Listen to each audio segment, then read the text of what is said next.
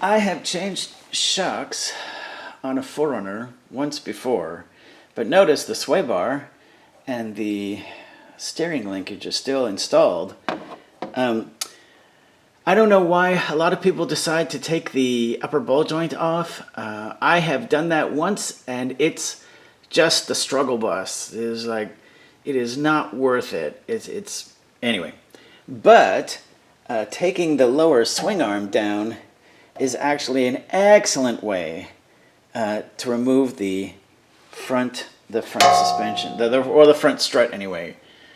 So I had never done it with the sway bar and the tie rod end still installed, but works perfect. Anyway, the XREAS was leaking, and so this would probably be a super easy job on a non-limited or a non-TRD off-road, I think it was. But this has a whole bunch of piping, which I've actually taken off. I did actually get the rears done, if you can see that. Now, one of the things that happened with the rear is there are 3 metal washers. There's a flat cup on the bottom here. Then, on top of the lower bushing, there's a shouldered washer. And when I put these on, I forgot to put the shouldered washer on. And then you just put the bottom bushing has a nipple on it, and then, which obviously you can't see. And then the upper bushing is flat, and then presses against that washer. So, whenever I replace the struts on my 4Runner or a 4Runner, I really like. You can see this little clip. The bottom ring is stock height. The next ring up is, I think it's 3/4 inch lift. Then I think it's 1.5 inches, and then it gets like 2.5. It's kind of funny that the whole spring perches on that little shoulder, but I really like these. They give a nice ride, and they're self-contained. One of the things I realized about the XREAS is that it's completely hydraulic. I don't see how they give a very good ride. Anyway, this is the shock. What I really wanted to point out, though, is this spring kit. If you rent the 2 little threaded rods from AutoZone, you're gonna die. It's like you're gonna get hurt. But this is just an amazing tool.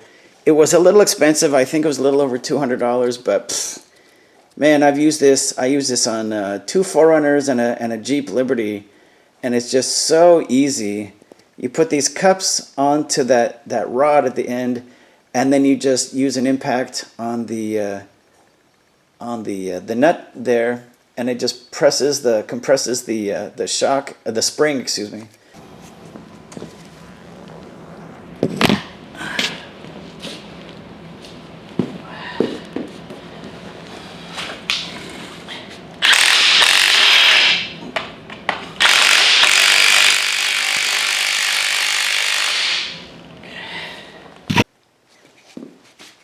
Okay, so I have put the new shock in. I just tightened up the top there. It's 20 foot-pounds, but it's not going to come loose. I put a little Loctite on it.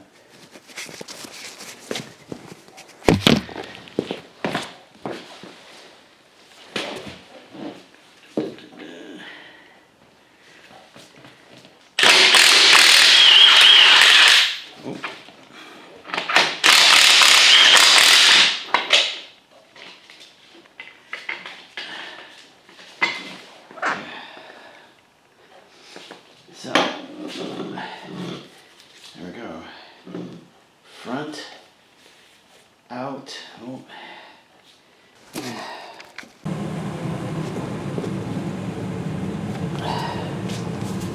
And there's his, fully installed. And as a matter of fact, The adjusters back there didn't even move. I'm super impressed. Now I'm gonna have to go for an alignment. No, no question about that. But the toe is gonna remain the same.